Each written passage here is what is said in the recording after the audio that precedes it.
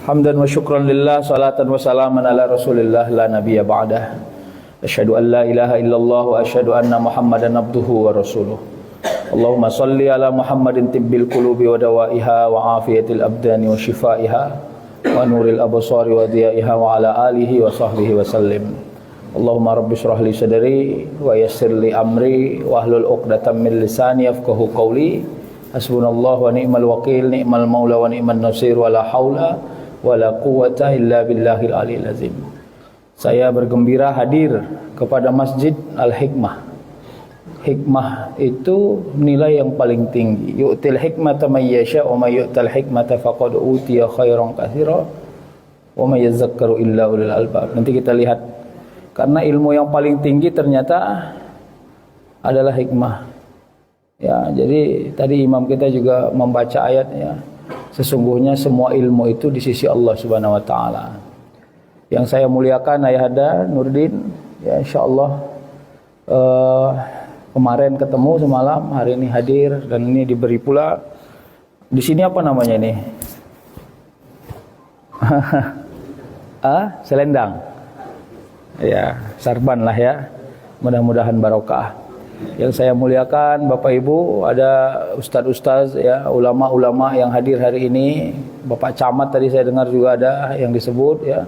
Dan ibu-ibu, ibu-ibu ini semua sudah ada cucunya belum ya kelihatannya?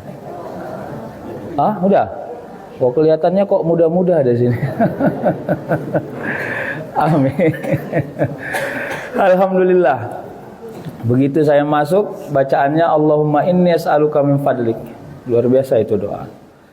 Jadi doa ini dipasang di setiap pintu. Karena memang sebaik-baik manusia itu merasai bahwa semua yang dia dapat adalah dari keutamaan yang dia dapat dari Allah Subhanahu wa taala. Tidak ada jalan yang paling baik dari seorang manusia kecuali dia merasai bahwa Allah yang memberi kekuatan kepada dia. Jadi ada satu zikir ya. Bukan begini ya. Ya Abdullah bin Qais, ala adulluka ala kanzin min kunuzil jannah.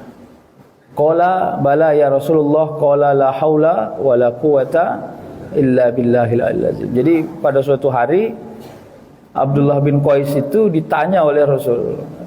Ya Abdullah, disampaikan oleh Rasul, bukan ditanya. Ya Abdullah bin Qais, maukah engkau aku ajarkan satu amal yang amal itu sudah jadi buah di surga, tapi dia ada di muka bumi ini. Lalu dia bilang, maulah ya Rasul. Qala la haula wa la quwata illa billah. Jadi la haula wa la quwata illa billah itu adalah satu amal, satu zikir yang diajarkan Rasul kepada Abdullah bin Qais. Jadi kalau mau tengok tipe hadis itu, ada sahabat nanya baru Rasul jawab. Berarti kalau tak ditanya maka tak akan dijawab. Begitu ya, pelan-pelan ini. Tapi ada tidak ditanya, tapi Rasul memberitahu. Pertanyaannya mana yang lebih kuat? Ditanya dulu baru dijawab, atau tanpa ditanya langsung diberitahu? Mana yang lebih kuat? Tak ditanya langsung diberitahu, itu yang lebih kuat, Pak. Berarti dia serius. Kalau dia tidak serius, maka tak akan diberitahu. Ya, begitu anak saya mau pergi dari rumah, saya bilang, hei hati-hati di jalan nanti becek. Berarti serius.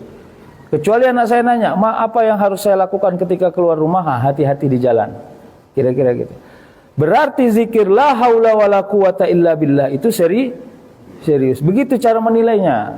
Supaya kita ini tidak melihat zikir hanya sebagai simbol. Ini problem kita yang berzikir. Suplemen, tahu suplemen apa tuh? Vitamin. Jadi zikir itu bukan vitamin, Pak. Jangan salah tafsir kepada zikir. Jadi kalau lagi Ustadz, saya lagi nggak enak hati, saya berzikir dulu. Itu zikir berarti suplemen. Jadi kalau you lagi enak hati, ndak zikir. Ndak boleh. Padahal disebut ala bizikrillahi tatmainnul qulub. Jadi salah satu hasil dari zikir itu adalah memberi ketenangan.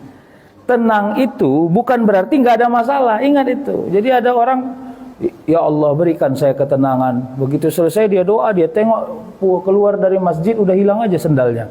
Macam mana mau tenang? baru lagi di doa minta tenang, udah hilang sendal awak. Enggak, Pak.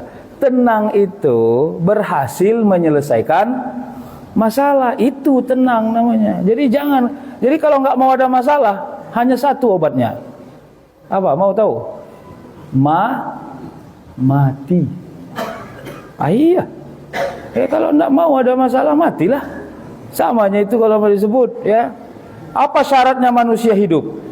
Syaratnya manusia hidup ada rezeki. Kalau rezeki nggak ada, manusia tak akan hidup. Makanya, ya Allah, kenapa rezeki saya nggak ada? Jangan begitu doanya. Bandel itu diselintik. Kenapa kau bilang nggak ada rezeki? You punya nafas itu rezeki. You suntuk itu pun rezeki loh. Oh iyalah, banyak orang yang nggak pandai suntuk. Tahu suntuk? Suntuk. Awak masih suntuk, masih bagus itu. Berarti akal masih bekerja, hati masih bekerja, cara berpikir masih bekerja. Jadi tolong mengenal rezeki Allah itu dari yang kecil, Pak. Ada seorang suami, pening dia kalau istrinya di rumah. Tapi kalau istrinya nggak di rumah, dia pun juga pening. Begitu dibilang istrinya, bang, awak mau pulang dulu ke rumah ayah ya 2 hari. Ide, padahal dalam hatinya, alhamdulillah, pergilah kau. Kenapa? Suntuk kali dia istrinya di rumah. Begitu istrinya pergi, baru 5 jam pergi udah di WA, jam berapa kau pulang? Jam berapa? Berarti kan kepengen istrinya di rumah. Jadi ini problematika ini sebenarnya bagian dari nikmat yang dirahasiakan Allah kepada diri kita. Jadi tolong jangan suka caci-caci hidup, ya. Karena kalau engkau mencaci berarti tanda engkau tidak hadirkan diri bersyukur kepada Allah. Ya, wa ma min dabbatin fil ardi illa 'alallahi rizquha. Bahkan binatang melata sekalipun yang diciptakan Allah di muka bumi ini sempurna rezekinya. Ada rezeki orang sebab kasihan dari orang lain, ada rezeki kita disebabkan kemudahan, ada rezeki disebabkan karena orang nggak suka nengok kita. Datang dia ke kita, ya, dia minta, awak nggak suka lihat dia. Ya udahlah ini lah, sana cepat, nggak apa-apa, itu rezeki dia. Banyak asbab rezeki datang ke kita. Makanya kalau orang sudah beri rezeki ke kita, syukurnya kepada Allah, terima kasihnya kepada manusia. Jadi kepada manusia nggak boleh bersyukur, Pak. Kepada manusia berterima kasih. Jangan terbalik. Dokter, saya bersyukur sekali dokter ada. Kalau enggak udah lama saya mati nih dokter. Nggak boleh. Syukur itu miliknya Allah. Itu bukan miliknya makhluk itu syukur itu. Jadi jangan salah omong kita. Ya, terima kasih itu hubungan sejawat. Kepada manusia engkau berterima kasih. Kepada orang yang lebih tua engkau berterima kasih. Kepada orang yang menolong engkau berterima kasih. Bapak Ibu, ya, jadi tadi saya sebut la haula wala quwata illa billah. Kita kembali dulu ke situ. Ternyata zikir yang diajarkan Rasul itu adalah la haula, tidak ada daya. Daya itu apa? Daya itu nampak atau tidak? Nampak atau tidak? Tidak. Ini handphone ini, tadi malam handphone saya baru masuk ICU. Ini udah sehat ya. Handphone ini, kalau dia tidak ada baterainya, low bat, hilang marwahnya di hadapan kita. Paham gak, Pak? Berarti secerdas-cerdasnya handphone saya ini namanya smartphone. Itu kan keren kali itu bahasanya. Handphone cerdas. Masih lagi awak berpikir, dia sudah bekerja. Inilah hebatnya handphone zaman sekarang. Tapi kalau baterainya tidak ada, hilang marwahnya di hadapan saya. Berarti daya itu sangat mempengaruhi hidup kita, Pak. Jadi jangan terlalu mengandalkan jasmani, Pak. Kalau jasmani tidak ada daya, bisa rusak hidup kita ini. Apa daya yang Allah pelihara dalam diri kita? Daya itu nggak nampak tapi terasa.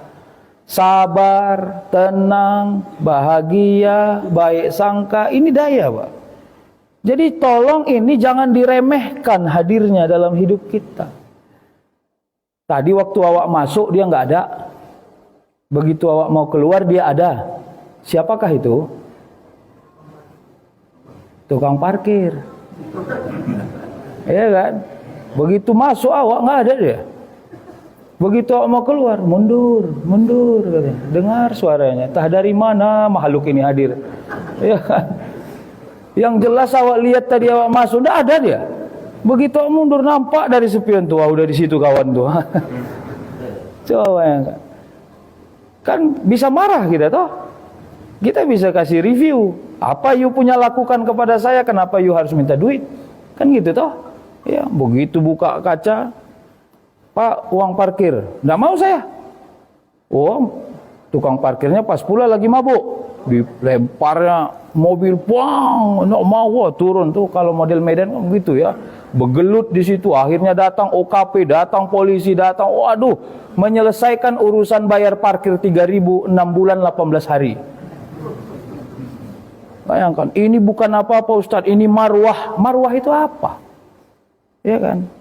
Kalau filosofi orang Padang, ya, biar kepala menunduk, asal tanduk menjulang. Wah, itu keren tuh filosofinya itu. Biar kepala menunduk, asal tanduk menjulang. Wah, itu filosofi kerbau kalau bertarung, Pak. Kalau dia mau menang, dia harus tundukkan dia punya kepala.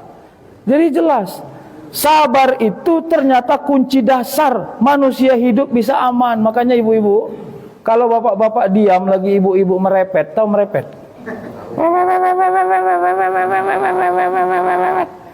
Tuh ada seorang anak, tapi bukan di Batam ya, anak di Medan lah. Ini marah pula orang Batam sama saya gara-gara itu. Ya kan? Lagi nonton televisi, suara televisinya deras, kencang suaranya. Emaknya lagi masak. Biasanya kan tingkat stabilitas emak-emak masak ini akan berkurang kalau ledakan-ledakan masaknya tinggi. Ketepas. Wah, tingkat emosinya meningkat itu kan gitu. Udahlah masaknya ribet, dengar suara TV kencang kan tingkat, wah, keluarlah dia. Kencang kali suara TV-mu katanya lah. Itu fakta kan gitu kan? Masuklah evaluasi. Sama aja kau nonton sama ayahmu. Mulai sejarah. Wah, ayahmu itu sama kayak nenekmu, sejarah yang mendalam. Nenekmu itu, udah mulailah. Masuklah sejarah peradaban umat manusia di situ. Kalian ini sekeluarga sama cara nontonnya, deras suaranya, ini suaranya. Waduh, panjang betul. Baru masuk pesan, di ujung pesan. Kecilkan suara TV. Wah, ternyata pesannya singkat. Tapi evaluasinya mendalam. Itu. Jadi sabar itu kemampuan mengendalikan diri dari sesuatu yang tak seharusnya. Ya, makanya Allah kasih pesan itu kan, walanabluwannakum bisyai'im minal khauf wal ju' wa naqsim minal amwali wal anfusi was samarat wa basyiris sabirin. Ada 5 problem manusia yang tidak akan bisa lewat dari dalam dirinya. Ya. Rasa takut. Kepada siapa manusia takut? Kepada sesuatu yang belum terjadi. Manusia nggak pernah takut pada sesuatu yang sedang terjadi. Ya, pada sesuatu yang belum terjadi. Takut mati, takut miskin, takut tua.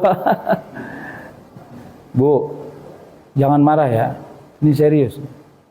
Kalau tua, jangan tak mau sakit. Saya ulangi ya, kalau tua jangan tak mau sakit. Mana boleh tak sakit, harus sakit lah. Kasar kali ngomong Ustaz, memang begitu. Karena tubuh ini dipakai puluhan tahun, dia akan berkurang energinya.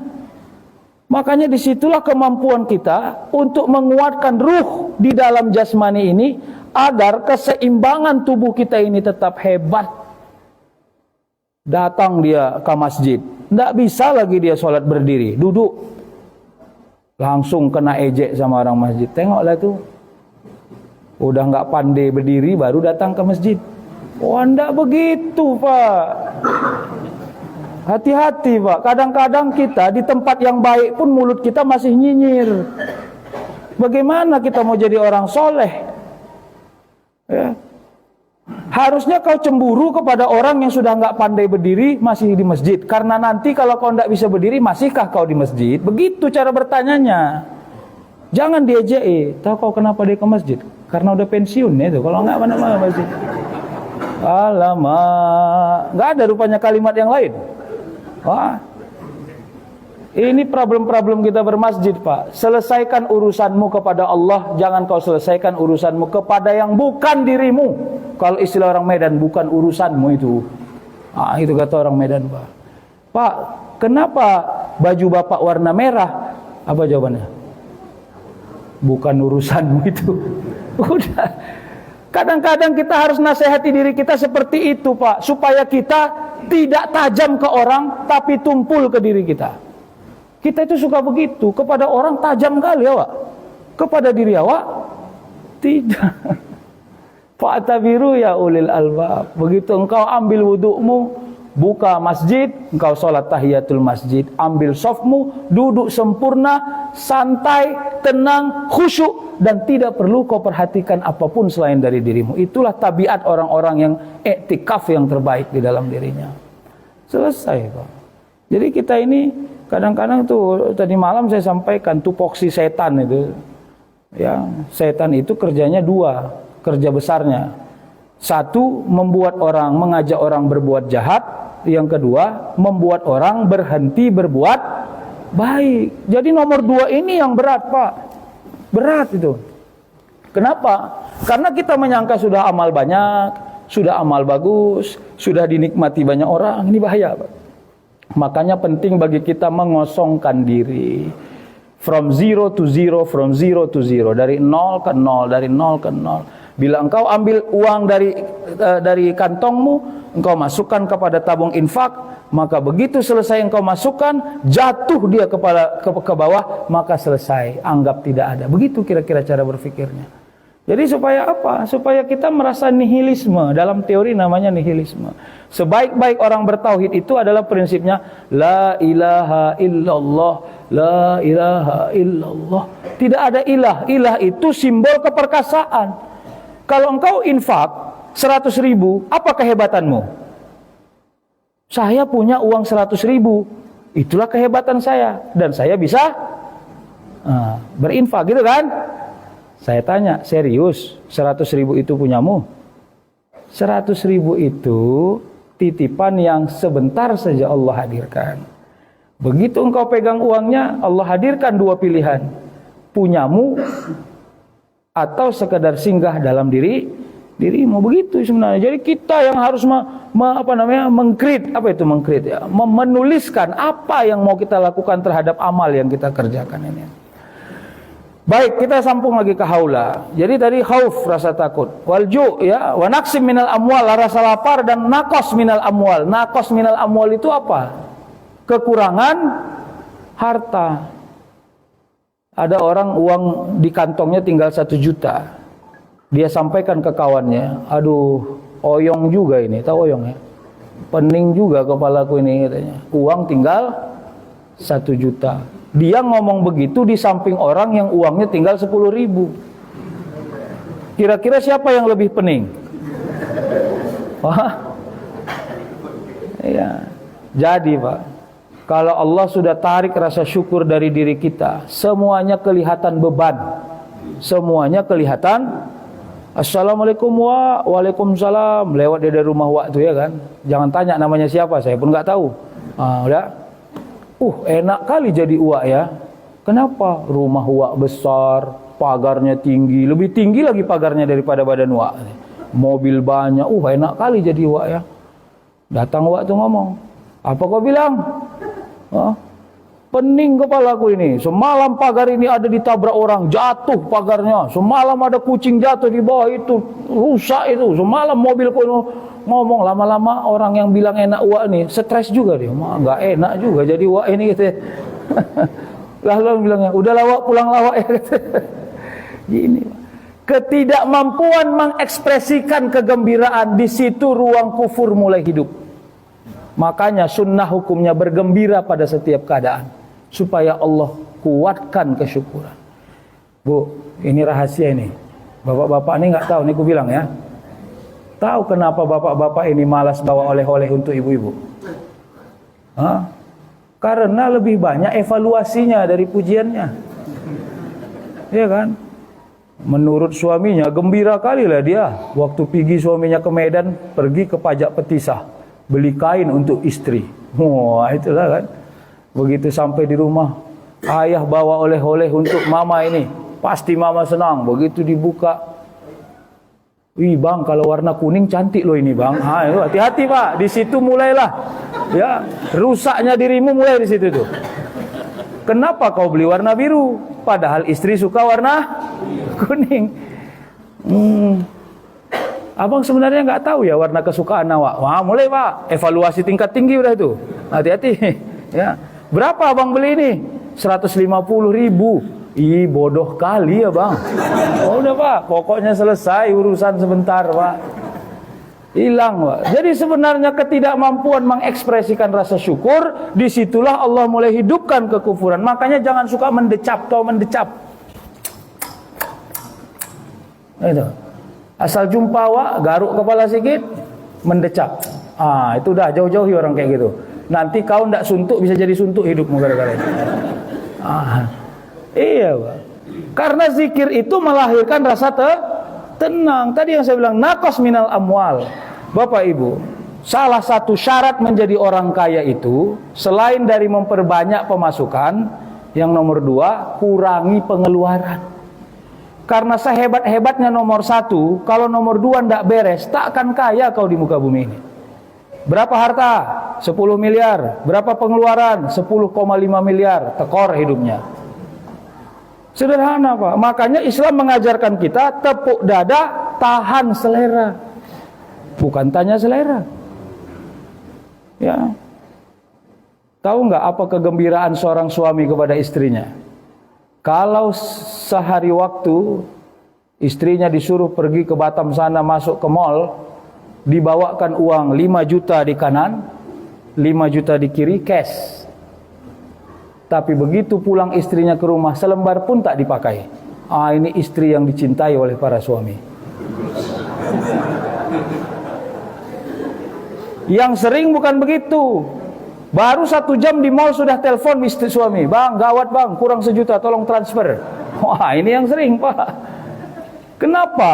Karena kadang-kadang yang kita beli itu bukan yang kita butuhkan, tapi yang kita selerai. Yang kita selerai itu sangat tinggi warna syahwat di dalamnya. Namanya sama, warnanya apa namanya? Sepatu. Berapa banyak sepatu ibu di rumah? Ustadz baru 8. Baru katanya 8. Awak aja cuma 2. Kenapa harus beli sepatu lagi? Warna kuning belum? Ini itu yang saya bilang. Nama sama, warna beda. Ini lama-lama ibu-ibu ini lari nih, Bu. Ini ustadznya nggak jelas nih kata. Kita akan buat demo pelan-pelan ini. Enggak, Bu. Saya karena cinta kepada ibu-ibu. Ibu-ibu saya mau katakan, di lisan ibu-ibu ada satu kalimah yang mustajab, namanya doa. Jadi saya selalu bilang kemana-mana, tahu nggak kira-kira hikmahnya cerita maling kundang itu apa? Bukan hanya cerita anak yang durhaka, tapi juga cerita ibu yang kurang sabar. Karena seorang ibu tidak boleh habis sabar, wallahi, tidak boleh. Karena engkau yang melahirkan anak itu. Sehebat-hebatnya suami cari duit, tak paham dia apa rasa hamil itu. Saya kebetulan belum pernah hamil, jadi saya tidak paham.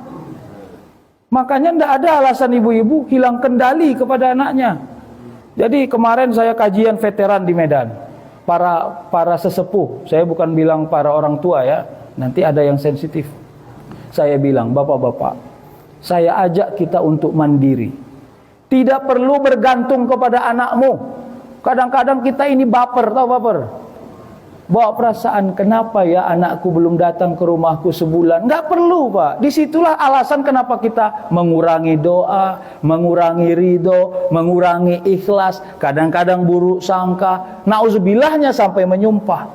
Untuk apa kau lahirkan lama-lama kalau ujung-ujungnya disumpahi? Padahal anak itu aset. Nama asetnya doa. Iza mata benu Adam in qata amalu illa salas. Ada 3 amal yang tidak pernah putus walaupun orangnya sudah salah satunya adalah waladun soleh yad'ulah, anak yang saleh yang mendoakan orang tuanya. Ini yang paling menarik di hadis itu justru disebut bukan anaknya yang soleh, tapi anak soleh. Bisa anak sebab nasab, bisa anak sebab sabab.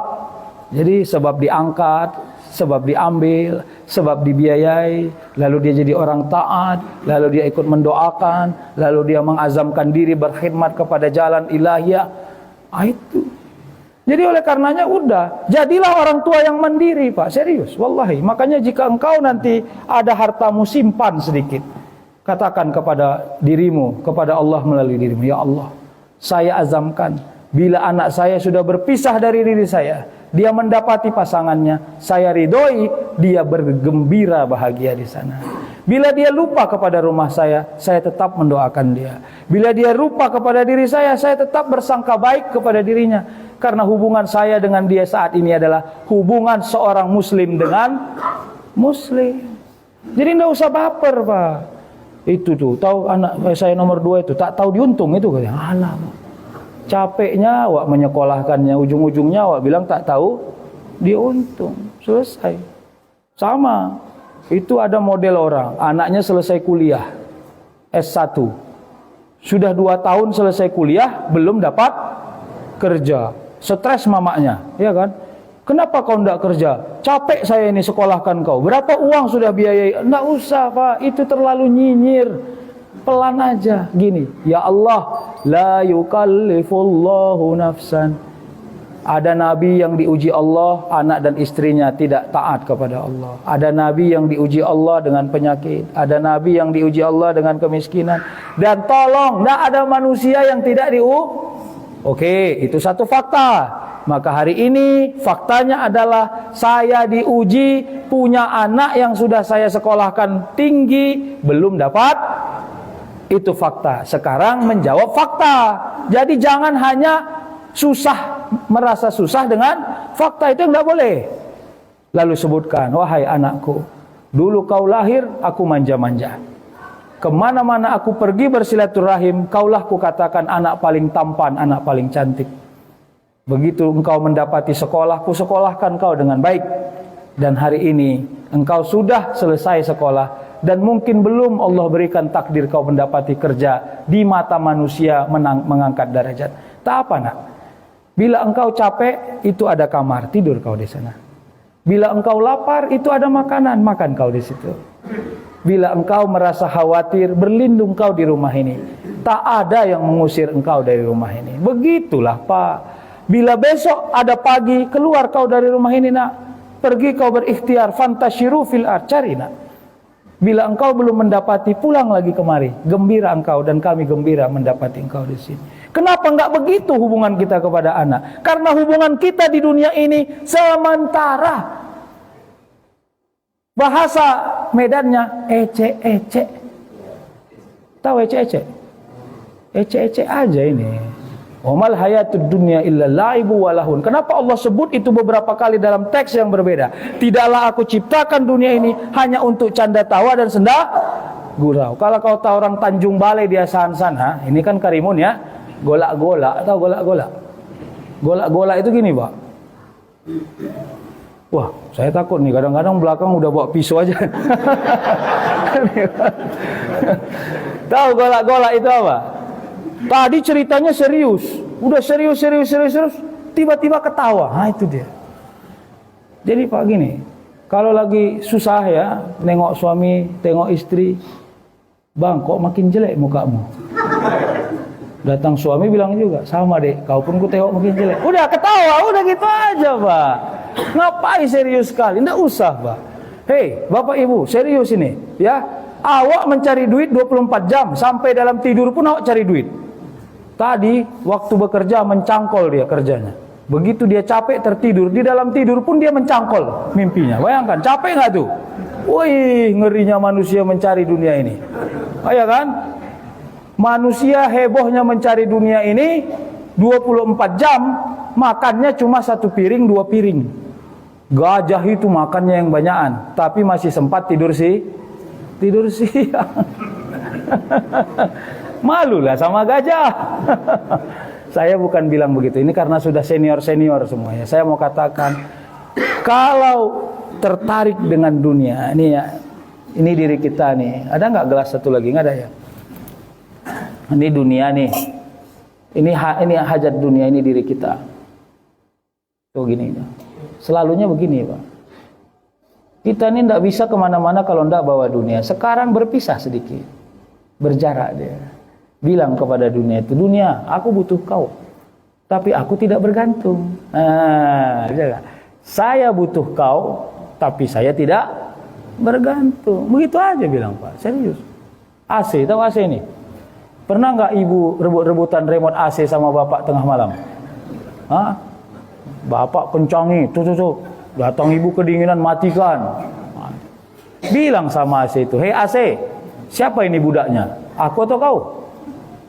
Ya, saya kasih tahu riwayatnya ya. Yang beli dirimu itu saya.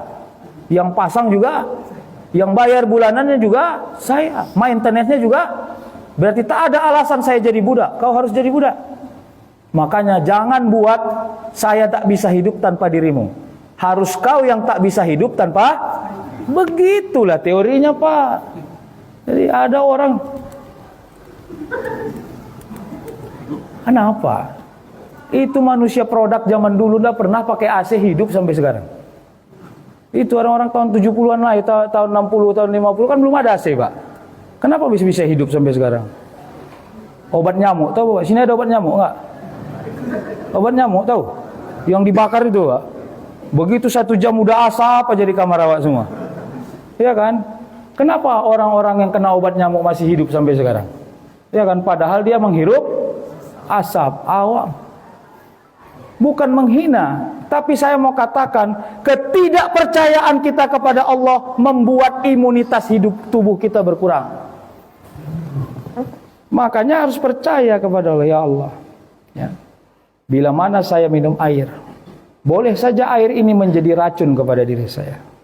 Tapi bila saya bersangka baik bahwa air ini juga makhluk-Mu, ya Allah, maka sesama makhluk yang selalu mengabdi kepadamu tidak saling menyakiti. Sampai begitu dulu isyarah ma'rifahnya. Makanya kalau para ulama dulu pergi dia ke hutan, bertemu kepada ular, ngomong dia sama itu, hei ular, sama ya kita, kau hamba Allah, aku juga, aku mau cari makan ini, kau juga kan, ya oke, dami-dami aja ya.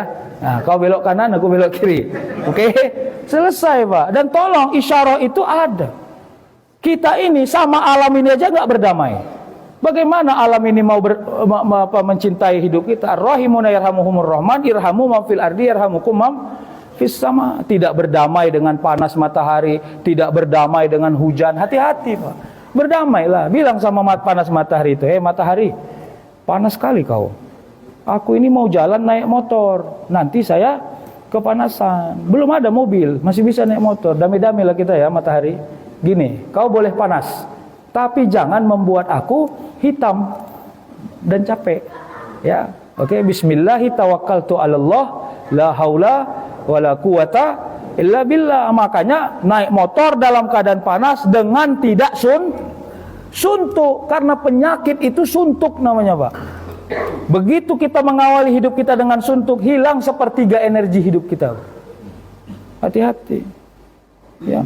Doanya supaya hilang suntuk itu Rabbi syrahli, itu amalkan. Toha 15-18. Rabbi syrahli sadari, qala Rabbi syrahli sadari wa yassirli amri wahlul 'uqdatam min lisani yafqahu qawli. Ya Allah, ringankan hatiku.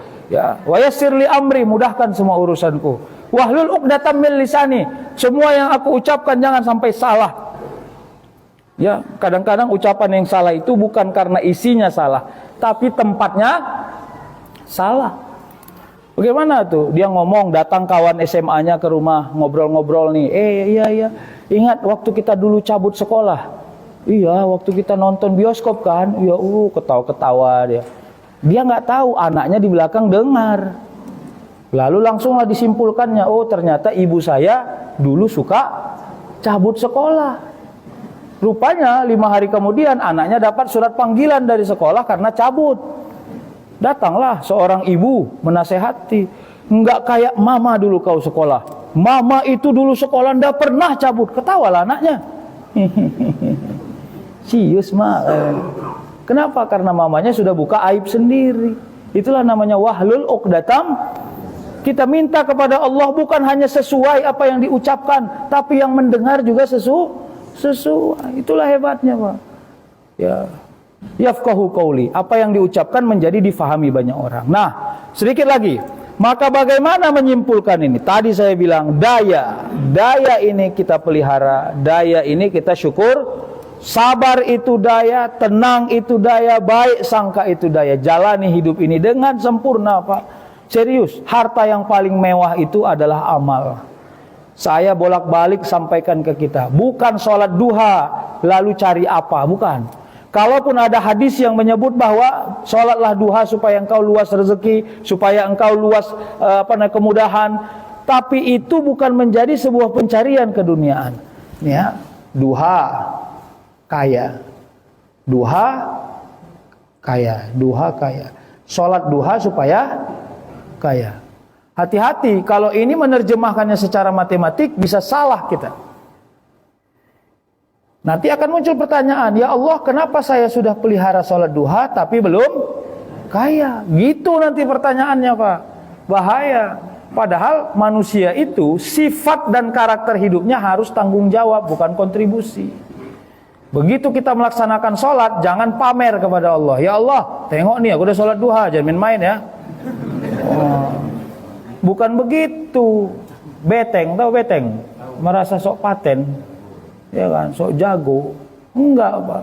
Begitu engkau angkat takbir sholat duha, justru yang kau hadirkan adalah rasa tunduk. Ya Allah, alhamdulillah, syukur saya kau hadirkan saya pada duha ini. Karena banyak orang mendapati waktu duha tapi tidak bisa melaksanakan. Begitulah cara memandangnya. Jangan beteng tuh, busung dada, padahal krempeng. Tahu krempeng? Kurus. Nggak usah, Pak. Kepada Allah gini aja, tunduk, Pak. Ya. Wa ma khalaqtul jinna wal insa illa liya'budun. Kalau engkau merasa amalmu sudah baik, yakinkan kepada dirimu amal itu adalah asbab Allah mudahkan. Hati-hati ya, karena istidraj itu bisa menyerang. Istidraj itu bukan hanya kepada orang berharta. Istidraj itu juga kepada orang berilmu. Istidraj itu juga kepada orang yang bisa beramal, Pak. Berat, Pak, berat. Ya. Jadi kalau mau diumpamakan orang-orang yang istidraj itu, bapak-bapak nih duduk di sini nih. Di depannya ada anak kecil yang comel, kata Ipin Upin comel. Tahu comel itu apa? Cantik ya, pipinya tembem merah, rambutnya dikucir dua, ya. Cantiklah anak itu. Kalau duduk di halakoh kita ini, apa yang kita lakukan kepada anak itu? Cubit-cubit, tahu cubit-cubit? Senggol. Anak itu marah kan? Janganlah om, janganlah wa, janganlah nek, gitu kan? Semakin dia risih, semakin kita gembira. Ya, begini kan? Oh, ketawa kita kan? Ketawa. Kenapa? Karena anaknya comel. Coba anaknya menjijikkan. Naik turun ingusnya nih. Mau nggak senggol-senggol? Mana mau senggol-senggol? Diam aja awak nengoknya. Gawat ini anak ini, kenapa di sini? Iya kan? Tapi kata anak ini dalam hatinya, enak kali saya ya, nggak diganggu sama om-om ini. Itu anak yang itu diganggu terus sama om-om itu, kasihan dia. Itulah makna istidraj, Pak. Kalau engkau sudah istidraj, memuakkan engkau di hadapan Allah Subhanahu wa taala. Kelihatan nyaman hidupmu, tapi engkau sudah terasa memuakkan. Tahu muak? Ya kan? Ada orang mau marah tapi dengan cara yang lembut. Bang, ya. Awak izin bang, mau ngomong sama abang. Apa deh? Jangan marah ya bang, ya. Apa bilang lah? Muak kali awak nengok abang. Nah itu, hati-hati. Jadi kalau Allah masih kasih engkau ujian-ujian, berarti amalmu masih comel. Amalmu masih comel. Punya istri yang tukang merepet, lalu engkau tahan sabar, berarti amalmu masih comel. Ya kan? Begitu naik motor mau cepat-cepatnya, kempes pula bannya. Wah, Pak, bocor ban motor itu ujian. Begitu engkau sorong ban motor itu 500 meter, 200 meter dapat tambal ban, sempurnalah ujian mendapati kemudahan. Fa inna ma'al usri yusra. Tapi begitu engkau sorong 10 km belum ada tambal ban, berubahlah ujian menjadi cobaan. Hati-hati, Pak. Makanya kadang-kadang tambal ban itu bisa menjadi penyelamat dunia akhirat, Pak. Jadi jangan sepele, Pak. Kita ini saling tolong menolong. Kadang-kadang tuh kalau di kampus saya bilang, ini sedikit lagi ya. Kita ini terlalu keren ngomong high class, saya bilang. Ada seorang doktor di bidang teknik otomotif. Ini contohnya. Kebetulan dia lagi naik motor nih, naik kereta kalau orang Medan bilang. Kempes rusak motornya, businya kena air. Jadi tidak bisa hidup lagi ini motor. Disorongnya lah. Sampai ke bengkel. Sampai di bengkel diperbaiki. Lagi duduk menunggu memperbaiki bengkel, ada orang-orang juga di situ duduk yang sedang menunggu motornya sedang diperbaiki. Dia bilang, "Bapak-bapak, izin saya memperkenalkan diri. Saya ini dokter di bidang teknik otomotif. Saya baru menemukan bagaimana menghidupkan motor pakai feeling. Begitu saya mau feeling aja merasa hidup motor, tiba-tiba hidup motornya." Wah, itu hebat kan? Hebat. Tapi betul di busi motornya dia tidak pandai. Hati-hati Pak, kita suka begitu. Kita hebat di ruang atas, tapi di ruang bawah kopong. Ya, kalau saya sih bilang kepada dokter itu, jangan banyak cakap. Ya, kalau kau bisa hidupkan motor pakai feeling, betuli aja busi motormu itu kalau bisa. Kadang-kadang Pak, orang yang nggak pernah kuliah otomotif lebih pandai dia. Awak suntuk kali, kenapa ini motor rusak? Kenapa? Dia nyantai aja, udah tenang Pak, taruh situ. Ya, kenapa? Karena selesai. Begitulah cara Allah memberi kekuatan kepada diri kita. Kelihatan tidak hebat di atas, tapi sangat bermanfaat di bawah. Maka tidak boleh sepele, tahu sepele? Merasa kecil kepada siapapun. Ada manusia di muka bumi ini. Karena apapun yang ada di muka bumi ini pasti ada manfaatnya diberikan Allah Subhanahu wa taala. Yang terakhir, ala kulli hal, maka momen tahun baru Hijriah ini 1445 Hijriah ini adalah cara kita memperbaiki diri. Ternyata Bapak Ibu, yang paling sulit diperbaiki itu bukan jasmani, tapi kemampuan mengelola apa yang tak nampak dalam diri kita. Sangka, rasa, keadaan, pikiran, inilah. Jadi kenapa ada orang tua masih sehat? Karena yang diimbangi itu adalah kekuatan batin, Pak. Kekuatan batin. Itu kalau di Medan tahu nggak ciri-ciri orang pensiun apa? Ciri-ciri orang pensiun itu, kalau dia ke pasar, biniknya di depan, suaminya di belakang, bawa keranjang. Nah, itulah dia. Itu tanda bapak-bapak pensiun itu, Pak. Maaf ya, jangan marah ya. Udah itu celananya cutbray, tahu celana cutbray? Ya, masuk kepala, Pak. Wah, itu kalau dari pakainya balik celana cutbraynya itu, tanda itu bahwa dia sudah pensiun. Tidak apa-apa, rezeki pensiun itu beda, Pak. Rezeki pensiun itu kasih sayang. Ya, dulu waktu dibuat teh manis sama kopi sama istrinya pagi, baru selesai buat kopi udah hilang suaminya. Langsung di SMS, "Bang, kenapa belum minum kopi?" Lama kali buatnya. Sekarang begitu pensiun, biasa buat kopi jam 7 lewat 5 lewat belum dibuat, merajuk. Iyalah, sementang sudah pensiun saya, tidak mau kau buat lagi teh manis. Gitu ya. Sebelum pensiun pergi ke masjid, suaminya lari di depan, bini tinggal di belakang. Ya kan? Begitu sudah pensiun, bini di luar pergi merajuk lagi. Tidak mau lagi kau sama-sama aku ke masjid. Berarti dulu kurang kasih sayang. Jadi rezekinya orang pensiun itu beda. Makanya saya mau ajak Bapak Ibu yang sudah pensiun, harusnya kalian lebih gembira. Kenapa? Karena urusan berdunia ini selesai. Sekarang urusan berkasih sayang. Apalagi berkasih sayang di jalan Allah. Saling mengingatkan dalam zikir, saling mengingatkan dalam amal. Jelas toh. Pergi undangan sama-sama, cepatlah pakai sepatumu, cepatlah, namanya udah tua-tua, tunggulah Bang, katakan enak. Iya. Jadi jangan lagi duit yang dicari, udah Pak. Saya mau ajak itu untuk kita melihat ternyata kasih sayang Allah itu jauh lebih menggembirakan. Wallahi, tidak ada yang lain. Belajar menikmati taat itu adalah satu kegembiraan di dalam diri kita. Sehingga taat adalah rezeki. Sehingga taat adalah menjadi nikmat dalam diri kita yang tidak bisa dihilangkan. Ala kulli hal, saya kira segitu dulu lah ya.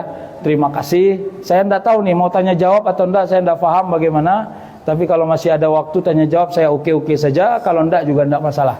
Terima kasih. Wabillahi taufiq wal hidayah. Wassalamualaikum warahmatullahi wabarakatuh.